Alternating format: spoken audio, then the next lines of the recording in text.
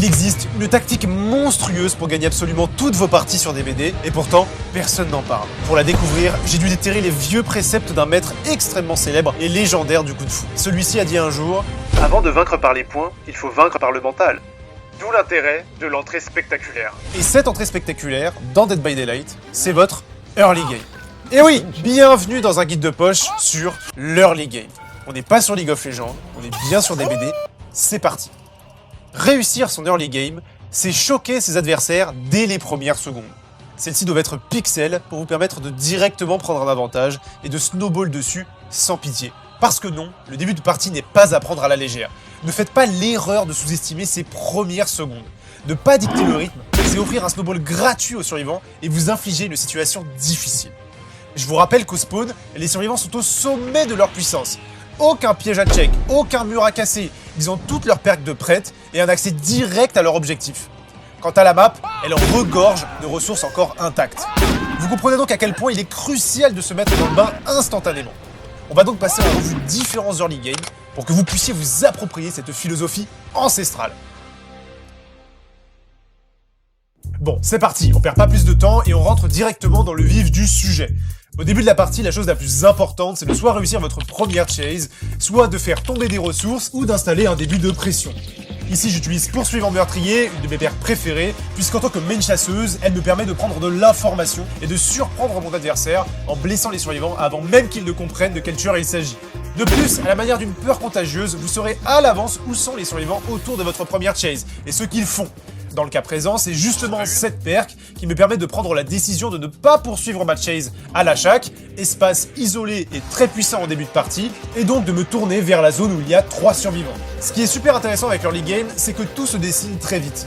Ici, en voyant les survivants se séparer, je sais à l'avance quel générateur ils vont commencer, et je n'ai donc plus qu'à garder ça en tête pour m'y rendre après ma première chase. C'est aussi l'occasion de tracer une zone à défendre. Il faut bien comprendre que peu importe votre tueur, essayer de défendre toute la carte, c'est beaucoup trop difficile, voire impossible. Il vous faudra apprendre à concéder des générateurs aux survivants pour mieux protéger ceux qui sont vraiment importants. Et alors vous allez me poser la question suivante, comment savoir lesquels protéger? Eh bien dites-vous que la réponse est logique, l'endroit où votre tueur est le plus performant. Si vous reconnaissez des loops à votre avantage, des zones peu safe, cela doit vous inciter à choisir ces espaces comme votre nid. Il vous faudra garder en tête la progression des générateurs de cette zone et les défendre habilement tout en épuisant les ressources des survivants. Et c'est comme ça qu'on construit un bon early game. Bon alors, la théorie, elle est bien belle, mais maintenant concrètement, comment est-ce que ça se passe, comment est-ce qu'on le construit et comment est-ce qu'on le consolide? C'est parti, on va rentrer un peu plus dans les détails de chaque game. Putain, je vois pas.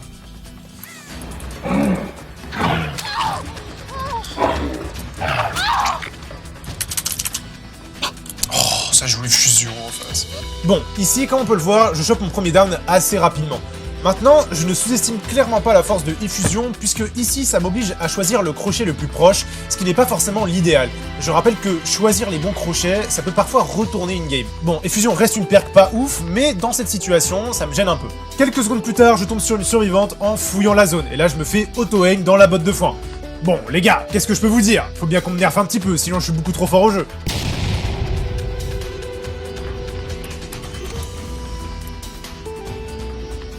Alors, pour ceux qui ne comprennent pas ce que je suis en train de faire, sachez que je l'explique plus en détail dans ma deuxième vidéo sur la Spirit à 8 minutes 55. Pour vous résumer ça, et vous épargner aussi ma voix faite à 3h du matin, en fait, je garde les deux chemins qui donnent accès à la save. Étant donné que j'ai interrompu la personne qui était partie save, et qu'ils ont trop attendu avant de prendre une nouvelle décision, je peux clairement attendre qu'elle passe en P2.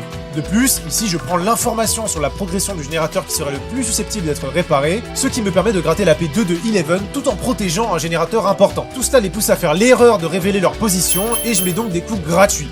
Et bien sûr, je tunnel Eleven pour la tuer instantanément. Une situation de 3v1 provoquée aussi vite me donne un avantage colossal. Après ça, je peux clairement m'amuser un peu.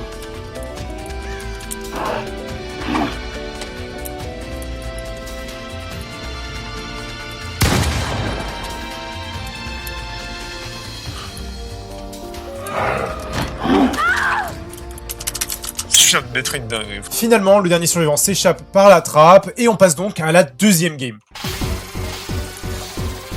Ok, où sont-ils?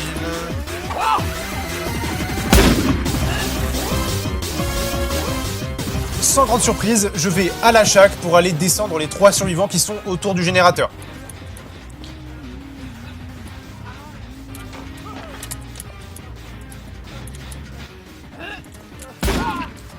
Hop. J'ai pas vu s'il y avait des flashlights, je crois qu'il y en a une. Oh mon dieu! Bon allez, lui, c'est aller simple à la cave, on recharge les hachettes et on passe au suivant. Là j'ai la cave, donc j'ai un avantage stratégique immense. Hop, on déclenche ça, et toi, ça va Touch Chase? Salut mon pote.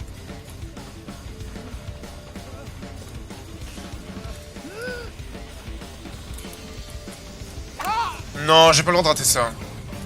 Alors là, je prends la palette plein front, maintenant je sais quel goût elle a, mais en parallèle de cette chase, ils essayent de sauver la personne à la cave. Sauf que malheureusement pour eux, c'est totalement prévu. Étant donné que j'ai accroché à la cave et que je fais ma chase juste à côté, je parviens à setup une situation qui me donne un immense avantage. La chasseuse est une tueuse qui excelle lorsqu'il s'agit de protéger la cave. Elle peut enchaîner les coups très rapidement et punir très fort les survivants qui save à la va-vite. Dès lors, le fait d'avoir attroupé tout le monde autour de la shack me permet donc de blesser 3 personnes et de mettre un survivant en P2 sans que aucun générateur ne soit complété. Ici, c'est juste échec et mat, ils ne peuvent pas punir mon tunnel puisque ce hook à la cave m'a donné beaucoup trop d'avance. J'ai un gars en P2, on est à 5 gènes. Il va falloir que je le tunnel sévère par contre. Faut juste que je garde tout le temps un œil sur lui et sa position. Et là, il faut que je chope un gars pour faire proc ma perk Pain Raise. Ils sont sûrement partis à droite. Ah bah tiens, ils sont à droite. Non. Bon les gars, est-ce que j'ai vraiment besoin d'expliquer ce que je suis en train de faire? Encore une fois, c'est exactement la même stratégie que tout à l'heure. On trace une ligne avec son regard, et tout ce qui dépasse de cette ligne, eh ben, ça se fait automatiquement fumer. Alors c'est d'autant plus fort puisque je joue la chasseuse, mais c'est vraiment exactement la même stratégie que tout à l'heure. Ouais, ça se voyait. Je suis surpris que je l'ai raté celle-ci. Que ce soit clair, ici, la game est clairement terminée. Il vous suffit juste de camper le mec qui est dans la cave et de forcer la P3.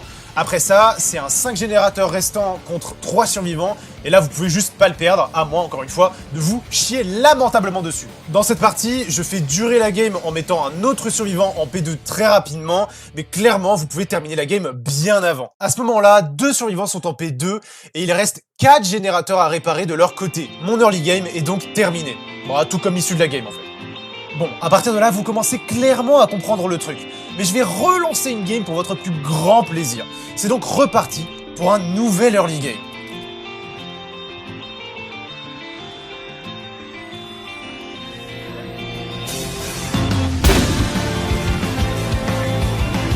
Grâce à mon add-on concoction luisante, je sais que la Yui m'attend au bout du couloir. Je n'ai donc plus qu'à la down. Cela étant dit, c'est clairement le moment de tester vos connaissances. Les gars, à votre avis, où est-ce qu'il faudrait aller après avoir accroché Yui? Ok les gars, je sais, c'était super simple parce que maintenant vous êtes des masterminds, mais en effet, il faut bel et bien aller en haut puisque grâce à Poursuivant Meurtrier, on sait que 3 survivants sont allés en haut. Donc là c'est simple, il n'y a pas de doute à avoir, soit vous tombez la personne en haut qui est en train de faire le gène, soit vous feintez d'aller en haut pour empêcher la save de Yui Kimura. Bon allez, ça repart, on accroche tout de suite Néa et on va aller chercher Yui et son sauveur. Non, ils ont des perks broken. Alors ici, je fais allusion à la perque Résurgence ou Renaissance de Jill, qui permet en fait de s'attribuer 70% de progression de soins dès lors qu'on est déhook. C'est juste monstrueux.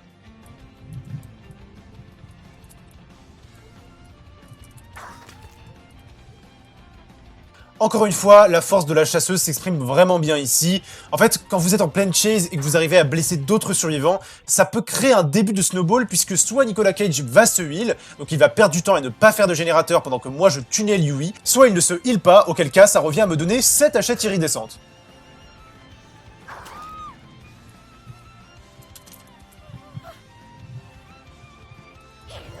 Oh, coup décisif. Ouais, j'avoue que je l'ai pas vu venir celle-là.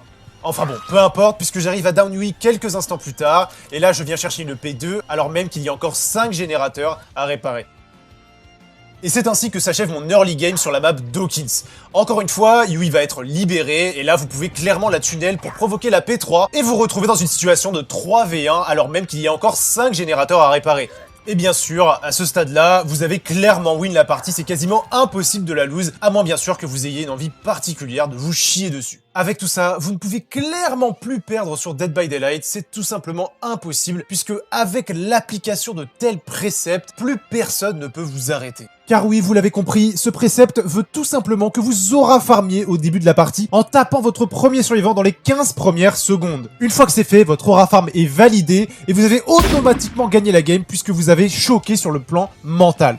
Ensuite, si vous tombez contre des survivants extrêmement chauds ou que vous tombez sur un lobby qui dispose de plusieurs boîtes à outils et sont clairement dans la dynamique de vous regen, il est clairement conseillé de tunnel votre premier down, tout simplement parce qu'il va falloir provoquer la situation de 3v1, les gens partiront beaucoup trop vite. Bien sûr, dans la majeure partie des cas, le premier précepte, celui du flex, vous suffira amplement pour passer la plupart des lobbies. En tout cas, ça m'a fait extrêmement plaisir de vous partager ces préceptes très peu connus. Ça fait plaisir de revenir sur Dead by Daylight, il y a des nouvelles vidéos qui vont arriver, je ne suis pas mort, ça va venir.